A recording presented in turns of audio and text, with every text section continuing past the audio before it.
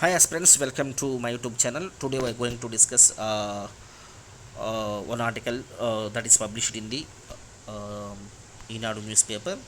So ఈరోజు article ఏంటంటే దేశంలోని ముఖ్యమైన రాజకీయ పార్టీలు వాటి స్థాపకులు ఎవరనేది చూద్దాం. సో ప్రజాస్వామ్యం ప్రక్రియలో రాజకీయ పార్టీలు అనేటివి అత్యంతమైన కీలకమైన ఆ, ఆ, కీలకమైనవిగా చెప్పవచ్చు అనమాట.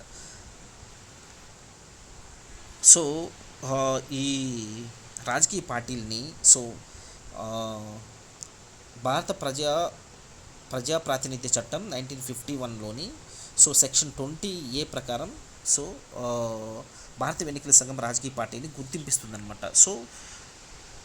People representation of the people act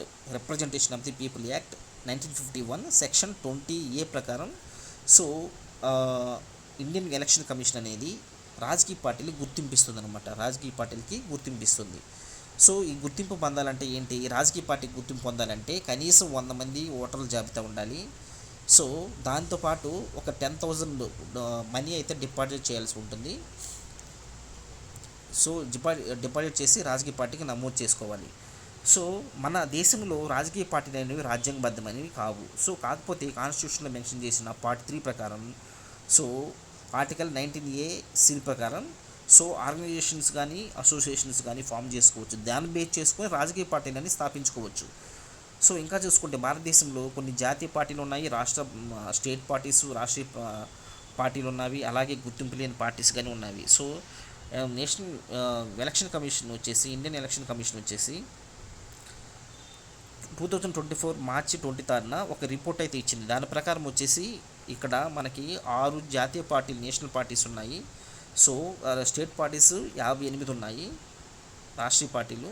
so గుర్తింపు లేనివి వచ్చేసి 2763 ఉన్నాయన్నమాట. సో ఇక్కడ వచ్చేసి ఇంకా చూసుకుంటే చిన్న ఒక ఒక లిస్ట్ అయితే మెన్షన్ చేశారు ముఖ్యమైన జాతీయ పార్టీల గురించి. So INC Indian national Congress వచ్చేసి ఏవే హ్యూమి స్థాపకులు దీనికి. సో గుర్తు వచ్చేది హస్తం అనమాట. సో ఇలాగని వచ్చేసి సిపిఐ ఇచ్చారు, తర్వాత బీజేపీ, టీడీపీ, బీఆర్ఎస్, తర్వాత వైఎస్ఆర్సీపీ, రీసెంట్గా జనసేన పార్టీ దీన్ని స్థాపించింది పవన్ కళ్యాణ్ గారు. సో దీనికి వచ్చేసి గాజు గుర్తు అనమాట ఇలాగా. సో ఇది ఫ్రెండ్స్ ఈరోజు ఆర్టికల్ ఈనాడు పేపర్లో వచ్చింది. సో నా ఛానల్ అయితే మీరు సబ్స్క్రైబ్ చేసుకోండి. మీకు డైలీ ఆర్టికల్ని అయితే ఎక్స్ప్లెయిన్ చేసి పోస్ట్ చేయడం జరుగుతుంది. ఫాలో అవ్వండి, లైక్ చేయండి, సబ్స్క్రైబ్ చేయండి, మీ ఫ్రెండ్స్కి షేర్ చేయండి. Thank you.